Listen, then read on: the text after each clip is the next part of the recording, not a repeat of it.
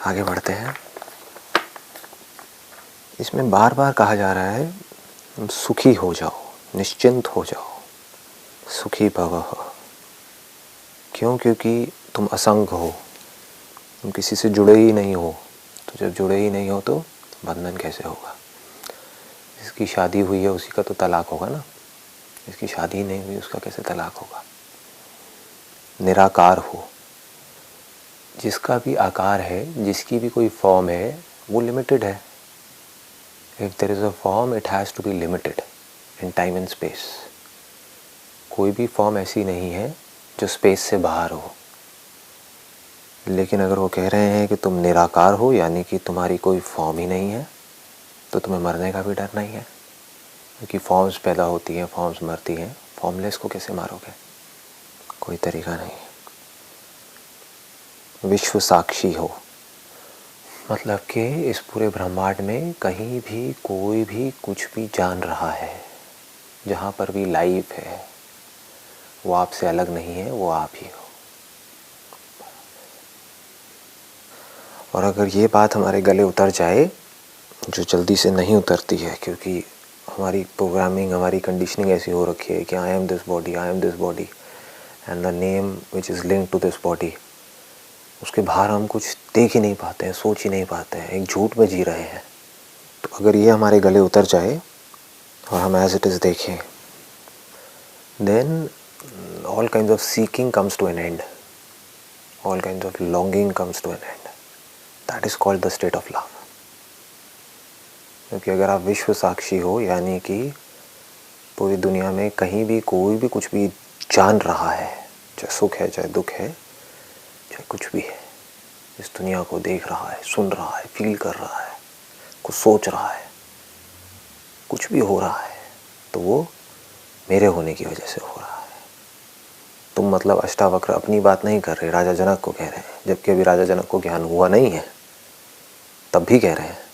ऐसा नहीं है कि जो ज्ञानी है, जो खुद को जानता है, वो तो साक्षी है, दूसरा नहीं है, सब साक्षी है। विश्व साक्षी हो, अगर ये हमको समझ आ जाता है तो क्या होता है, हमारी सारी जो प्रॉब्लम्स की जड़ है वो ख़त्म हो जाती है। जड़ क्या है कि मैं ये बॉडी हूँ और मैं सबसे अलग हूँ, यही तो प्रॉब्लम्स की जड़ है ना। Sense of separation, sense of loneliness, कि इस मतलबी दुनिया में मैं अकेला हूँ, मैं अकेली हूँ, अब मैं क्या करूँ, हर कोई अपने बारे में सोच रहा है। इसको ही ईगो बोलते हैं। This is called the sense of separation. Actual में सेपरेशन नहीं है। जैसे एक पत्ता एक पेड़ से अलग हुआ नहीं है, लेकिन उस पत्ते को लग रहा है कि मैं पूरे के पूरे पेड़ से अलग हूँ। अगर उसको समझ आ जाए वो मुझसे अलग नहीं है, वो मैं ही हूँ, तो वो उस एक पत्ते में पूरे के पूरे पेड़ को देख लेगा और पेड़ में उस पत्ते को देख लेगा।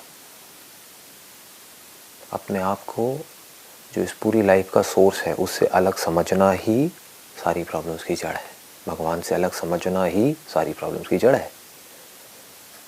क्योंकि अगर जो सच है वो मुझसे अलग है, जो ट्रूथ है वो मुझसे अलग है, तब तो मुझे कुछ करना है, कुछ पाना है, कुछ बनना है। सब कुछ बनने की कोशिश कर रहे हैं। क्यों कर रहे हैं? क्योंकि खुद को ये बॉडी समझते हैं। अगर उनको ये समझ आ जाए कि मैं ही ये पूरी की पूरी क्रिएशन हूँ, मुझसे अलग कुछ भी नहीं है, कहीं भी कोई भी खुश हो रहा है तो वो मैं ही हूँ, कहीं भी कोई भी दुखी हो रहा है तो वो मैं ही हूँ, अब करने को क्या रह गया?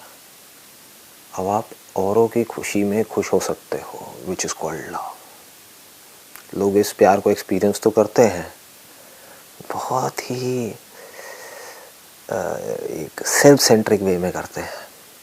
जैसे मेरे एक रिलेटिव है, उनको मैं ऑब्ज़र्व कर रहा था अभी कुछ दिन पहले। उनकी एज बहुत ज़्यादा है, उनकी बॉडी में बहुत तरह की प्रॉब्लम्स हैं, इतने तरह के दर्द हैं, इतनी तरह की बीमारियां हैं जिसकी कोई हद नहीं है। पता नहीं कितनी गोलियां चल रही हैं, क्या क्या हो रहा है। उनका ध्यान हमेशा अपने दर्द की तरफ ही रहता है। भूलेंगे भी कैसे? दर्द है, पेन है, फिर चाहे वो फिज़िकल पेन हो, चाहे साइकोलॉजिकल पेन हो, कोई भी हो, वहाँ से हटेगा कैसे ध्यान? तो हटता कैसे है? प्यार से। जब वो अपनी ग्रैंड डॉटर को देख रहा होता है, हंसते हुए, खुशी से झूमते हुए, और वो अपने दर्द को भूल जाते हैं। फिर उनका ध्यान जैसे ही वहाँ से हटता है, फिर दुखी हो जाते हैं, क्योंकि उनके पास सुखी होने की कोई वजह ही नहीं। उनकी बॉडी में ऐसा कुछ बचा ही नहीं कि वो सुखी हो, लेकिन जब भी वो उसको देखते हैं तो सुखी है। तो अगर हम इस बात को समझ पाए कि I am the source of this creation, तो हम सब में खुद को देख सकते हैं। फिर हमें सिर्फ अपने पोते को या पोती को देखने की ज़रूरत नहीं है, हम किसी को भी देख करके खुश हो सकते हैं। This is called a state of love, where you are connected with everything and everyone, right from plants to animals to people. विश्व साक्षी हो, अतः तुम सुखी और निश्चिंत हो जाओ, मतलब कि सारी टेंशन छोड़ दो। ये समझ लेना ही सुप्रीम नॉलेज है। उसके बाद कहते हैं, हे विभो, धर्म अधर्म एवं सुख दुख का केवल मन से ही संबंध है, तुमसे नहीं। बहुत बड़ी बात है। तुम ना करता हो और ना भोगता हो, तुम स्वरूपतः नित्य मुक्त ही हो। बहुत बड़ी बात कही जा रही है। मतलब कि जो धर्म है और अधर्म है, धर्म क्या है? What do we mean by dharma? Is it religion? जो नेचर है, ये जो क्रिएशन है, इसके कुछ लॉज हैं, उसको धर्म बोलते हैं। जिस तरह से ये बॉडी काम करती है, जिन लॉज के अकॉर्डिंग ये बॉडी काम करती है, वो इस बॉडी के धर्म है। जिन लॉज के अकॉर्डिंग हमारा मन काम करता है, वो मन के धर्म है। जो हम काम करते हैं उसमें कुछ लॉज काम करते हैं। अगर आप एक इंजीनियर हो तो कैसे करोगे, क्या करोगे, वो जो पूरा का पूरा जो सिस्टम है, जो प्रोसेस है, उसको धर्म बोलते हैं। उसके बाहर अगर हम जा करके कुछ भी करेंगे तो प्रॉब्लम्स क्रिएट होंगी। इसको बोलते हैं disease, dis ease. We will not be at ease, बस इतना ही होगा और कुछ नहीं होगा। आप अधर्म करोगे तो you will not be at ease. मन के लेवल पे कुछ अधर्म करोगे तो you will not be at ease. किसी के बारे में कुछ बुरा सोचोगे, you will not be at ease. अपने आप को किसी और से कंपेयर करोगे, you will not be at ease. ये सब मन के धर्म है।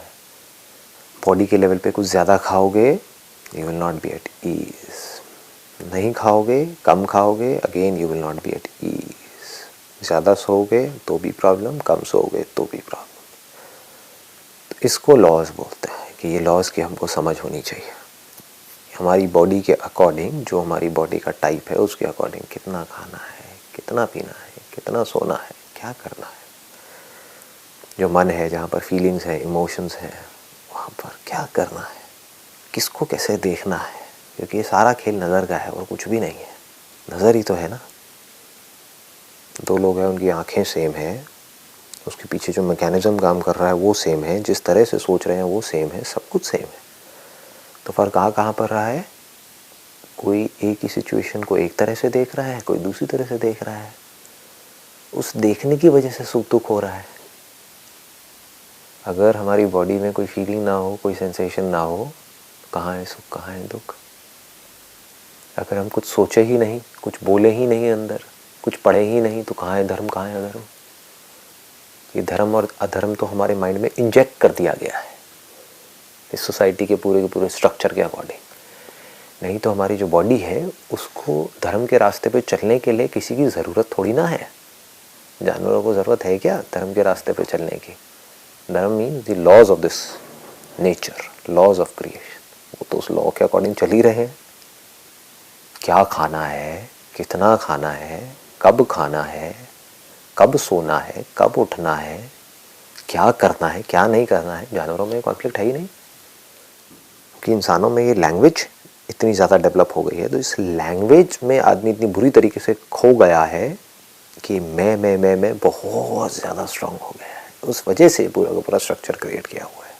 बट हमें यहाँ पर कहीं पर भी अटकना नहीं है, मतलब एंटेंगल्ड नहीं होना है। ये सिर्फ इसलिए है कि एक लॉ एंड ऑर्डर बना रहे सोसाइटी में। बट प्रॉब्लम क्या होती है, हर प्रॉब्लम का सोल्यूशन निकालने के चक्कर में जो सोल्यूशन है वो खुद एक प्रॉब्लम बन जाता है कुछ टाइम बाद। सोचा था, किया था लोगों ने कुछ अच्छा सोच करके, लेकिन वो ये नहीं समझ पा रहे कि आप इमेजिनरी सिचुएशंस क्रिएट करके रियल जो प्रॉब्लम्स हैं उसका सोल्यूशन नहीं निकाल सकते। धर्म अधर्म के नाम पे क्या बना दिया, स्वर्ग बना दिया, नर्क बना दिया, ये सब कर दिया। एक्चुअल में कोई डर रहा है क्या स्वर्ग और नर्क से? कोई नहीं डर रहा। सारे उल्टे सीधे काम कर रहे हैं। धर्म का मतलब ही वो है कि जिसको समझा जा सके। रियलिटी का मतलब ही वो है जिसको समझा जा सके। All the laws of this creation are available to be understood. अगर वो अवेलेबल नहीं है अभी यहाँ पर हमारे लिए, we can not call it the laws of nature, we can not call it as reality. वो सिर्फ इमेजिनेशंस हैं। अलग अलग लोगों की अलग अलग अपनी अपनी इमेजिनेशंस हैं, और सब अपनी अपनी इमेजिनेशंस को पकड़ के बैठे हुए हैं। तुम ना करता हो ना भोगता हो, ये बड़ा इंटरेस्टिंग है। इसके लिए अगर इसकी डेप्थ को हमको समझना है तो माइंड के पूरे स्ट्रक्चर को हमको समझना होगा।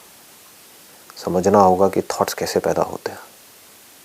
कभी थॉट होते हैं, कभी नहीं होते हैं। जब होते हैं तो कैसे होते हैं, क्या है ये thought, what is thought, what is mind. It is a very very subtle topic. इसके लिए बड़े आराम से पीसफुली बैठ करके अपने खुद के माइंड को ऑब्जर्व करना होगा, तब हमको उसकी जड़ पकड़ में आएगी। ये जड़ है।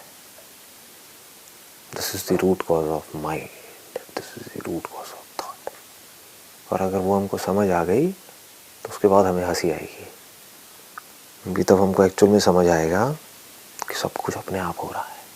अभी हमें क्या लगता है, मैं कर रहा हूँ। यही तो प्रॉब्लम है ना। देखो, इसको पकड़ने की कोशिश करते हैं। देखो, सपोजिंगली किसी ने अपने हाथ में एक टैटू बनवाया। वो क्या कहता है, मैंने बनवाया। सांसें अपने आप चल रही हैं तो कोई नहीं कहता कि मैं चला रहा हूँ इन सांसों को। तो मैं कब पैदा होता है, ये थॉट के साथ पैदा होता है। थॉट कैसे पैदा होता है, मैं ये थॉट से अलग नहीं है। जब कोई थॉट होता है तो मैं होता हूँ, जब थॉट नहीं होता तो मैं भी नहीं होता, जैसे गहरी नींद में।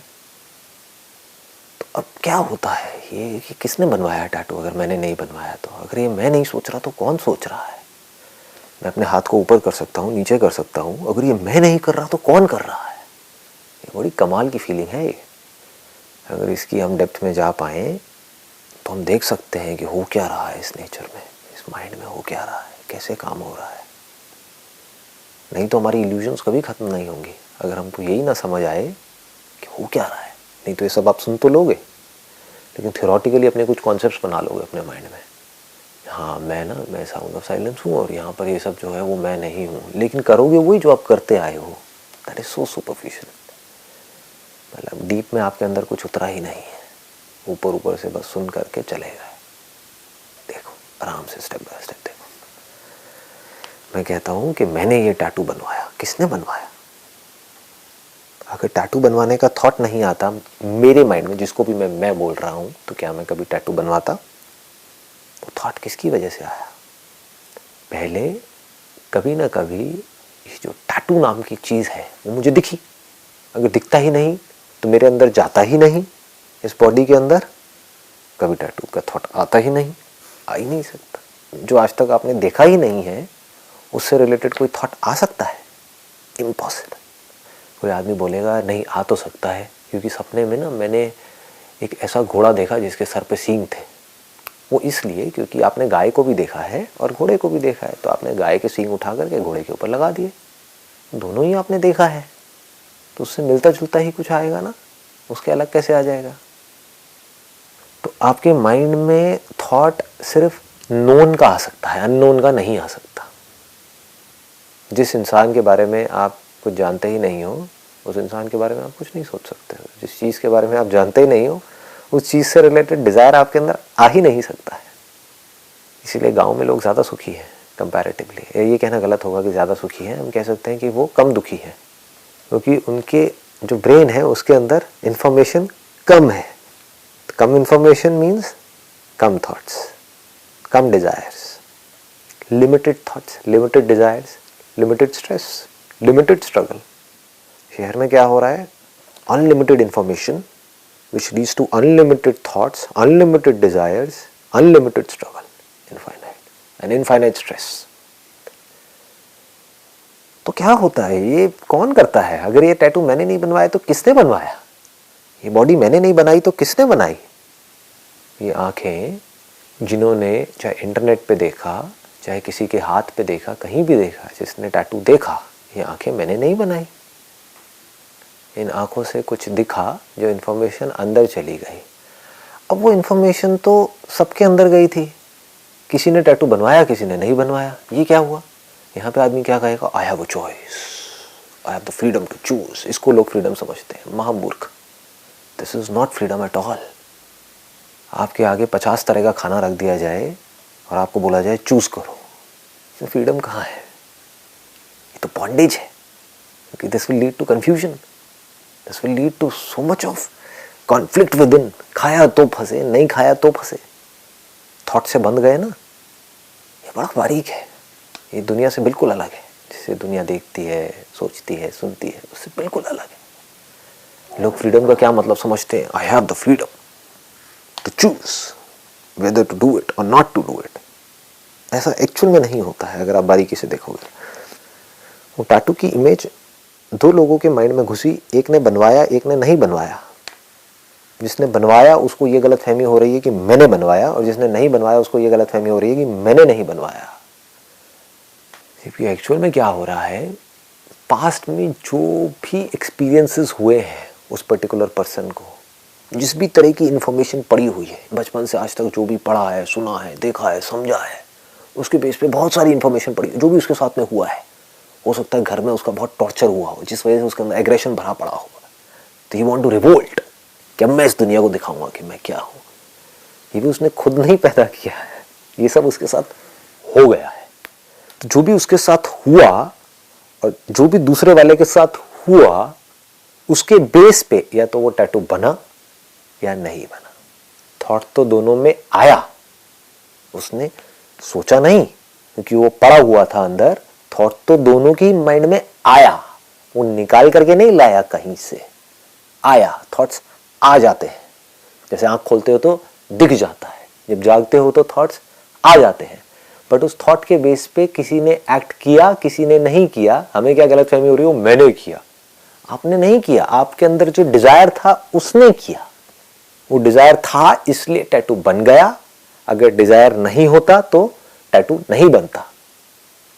अब आप कह सकते हो कि नहीं, मेरे अंदर डिजायर था लेकिन फिर भी मैंने टैटू नहीं बनवाया, that means I have the freedom to choose. इसकी बहुत लेयर्स हैं, इसको बड़े आराम से समझना होता है, खुद क्वेश्चनिंग करनी होती है ताकि हम जड़ तक जा पाए। कि अगर आप कह रहे हो सब कुछ अपने आप हो रहा है, तो ऐसा भी तो होता है। मेरे अंदर कई बार एक डिजायर उठता है, कुछ खाने का डिजायर उठा, फिर भी मैंने नहीं खाया, तो ये क्या है? तो क्या हो रहा है आपके माइंड के अंदर? ये कॉन्फ्लिक्ट हो रहा है। वो भी आप कर नहीं रहे हो, वो अपने आप ही हो रहा है। फॉर एग्जाम्पल, आपके अंदर एक डिजायर उठा कुछ खाने का, मान लो गुलाब जामुन खाने का, लेकिन दूसरी तरफ से एक और इंफॉर्मेशन पड़ी हुई है कि मुझे डायबिटीज है। अगर कोई इंफॉर्मेशन पड़ी ही ना हो, अगर मुझे पता ही ना हो कि मुझे डायबिटीज है, तो कोई कॉन्फ्लिक्ट है यहां पर? डिजायर उठा, मैंने खाया, काम खत्म। और दूसरी तरफ से थॉट्स उठ रहे हैं कि मत खाओ, मत खाओ, मत खाओ, और ये पूरी की पूरी कैलकुलेशन हो रही है अंदर। और इमीडिएटली वहां से एक रिस्पॉन्स निकल के आता है। उस रिस्पॉन्स के अकॉर्डिंग बॉडी अपने आप चलने लग जाती है, अपने आप होता है। हमें लगता है कि मैं कर रहा हूं। हाँ जी, इस प्रोसेस को बड़े ध्यान से समझना होता है। इन शॉर्ट, कोई भी अगर थॉट आता है आपके माइंड में, तो उसके पीछे कहीं ना कहीं कोई ना कोई डिजायर होता है या फियर होता है। Fear is the opposite of desire. मतलब कि मुझे डर है, किस चीज़ का डर है? कि कहीं मैं मर ना जाऊं। क्यों? क्योंकि मेरे में जीने का डिजायर है। अगर मुझ में जीने का ही डिजायर ना हो तो मरने का डर कैसे होगा? तो यहां तक पकड़ में आ रहा है, हर थॉट की जो जड़ है, या तो उसके पीछे कोई डिजायर होता है या कोई फियर होता है। अगर वो ना हो तो थॉट भी नहीं हो सकता। कभी भी देख लेना अपने किसी भी थॉट को उठा करके, क्या सोचते हो आप सुबह से रात तक। अगर आप मुझे अपने थॉट्स के बारे में बताओगे तो मैं आपको पूरा बता सकता हूँ कि उसके पीछे आपकी क्या वासनाएं छुपी हुई हैं। कोई इंसान है जिसको सुबह से रात तक अपने पिंपल्स के बारे में सोच रहा है, दैट मीन्स उसको अपनी स्किन से और अपनी बॉडी से बहुत ज़्यादा प्यार है, अपनी लुक से बहुत ज़्यादा प्यार है। तो उसके सुख और दुख का कारण कौन बनेगा? उसकी बॉडी ही बनेगी। सुबह से रात तक उसको थॉट्स आएंगे उसकी बॉडी से रिलेटेड। ऐसे ही हम बड़े आराम से ट्रेस डाउन कर सकते हैं किसी भी थॉट को, किसी भी थॉट को। डिजायर ना हो तो थॉट भी नहीं होगा, डिजायर ना हो तो डर भी नहीं होगा। जिसके अंदर कोई डिजायर ही नहीं है उसके अंदर कोई डर ही नहीं है। कोई सो कॉल्ड स्पिरिचुअल पाथ पे चल रहा है और मेडिटेशन कर रहा है पिछले 30 साल से, उसके अंदर एक डिजायर है कि मुझे कुछ ऐसा एक्सपीरियंस होने वाला है, तो उसके अंदर डर भी है कि 30 साल तो हो गए, अभी तक तो एक्सपीरियंस हुआ नहीं है, पता नहीं मरते दम तक भी होगा या नहीं होगा। जिसके अंदर उस एक्सपीरियंस का डिज़ायर ही नहीं है, उसके अंदर डर भी नहीं है। जिसके अंदर डिज़ायर नहीं है उस एक्सपीरियंस का, उसके अंदर उस एक्सपीरियंस से रिलेटेड कोई थॉट ही नहीं है। जिसके अंदर बहुत स्ट्रांग है डिज़ायर उस एक्सपीरियंस का, उसके अंदर सुबह से रात तक और कोई थॉट ही नहीं है, only thoughts related to that particular desire. तो अभी डिज़ायर क्या है? लोग बोल तो देते हैं डिज़ायर डिज़ायर डिज़ायर से पीछा छुड़ाओ। डिज़ायर से पीछा कैसे छुड़ाओगे? ज़रा वे नो जी, सिर्फ इसको समझा जा सकता है, और समझने में ये जो डिज़ायर्स हैं वो ढह जाते हैं अपने आप ही। देखना होगा ये डिज़ायर पैदा कैसे होता है। हर डिज़ायर का सेंटर पॉइंट क्या है? मैं ये बॉडी हूँ, मैं एक फॉर्म हूँ, मैं फाइनाइट हूँ, मैं लिमिटेड हूँ, तभी तो कोई डिज़ायर उठ सकता है। आप अनलिमिटेड हो, करो कुछ डिज़ायर, यू आर इनफाइनाइट। सोचो क्या सोचोगे? डरो, किससे डरोगे? I am the source of this creation. करो अपने अंदर डिज़ायर पैदा। तो डिज़ायर के पैदा होने के लिए पहले आपको एक गलती करनी ज़रूरी है, उसके बिना डिज़ायर पैदा नहीं हो सकता। बिना डिज़ायर के थॉट पैदा नहीं हो सकता। वो गलती क्या है कि I am this body, I am this form. कोई भी आपके अंदर डिज़ायर है, चाहे वो कुछ बनने का डिज़ायर हो, चाहे कुछ करने का डिज़ायर हो, चाहे कुछ पाने का डिज़ायर हो, चाहे कुछ खोने का डर हो, कहाँ से आएगा? बॉडी तभी तो आएगा, वरना कैसे आएगा? This is called a grand vision. इसके लिए एक ऐसा माइंड चाहिए जो पूरी तरह से टूटने के लिए तैयार बैठा, जिसको भी उसने पकड़ा हुआ है, जिसको भी आपने अपने माइंड में पकड़ा हुआ है कि मैं ये हूँ, उसी की वजह से आप छोटे हो रहे हो। सब कुछ छोड़ दो, फिर देखो आप क्या हो। देखो कि आपकी ये बॉडी इस नेचर से अलग है, क्या आपके अंदर जो इन्फॉर्मेशन पड़ी हुई है वो इस नेचर से अलग है। वो इन्फॉर्मेशन बनी कैसे? लैंग्वेज की वजह से, वर्ड्स की वजह से। वो वर्ड्स कैसे बने? क्योंकि कोई बोल पाता है। बोल क्यों पाता है? क्योंकि ये नेचर है।